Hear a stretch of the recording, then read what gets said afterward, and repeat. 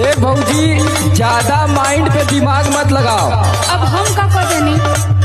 अब ये सब फालतू काम कर भी न, तब मच्छरदानी फचरदानी लेके टुबेले पे चल जाए सुतते। अरे जा मत, हमार बतिया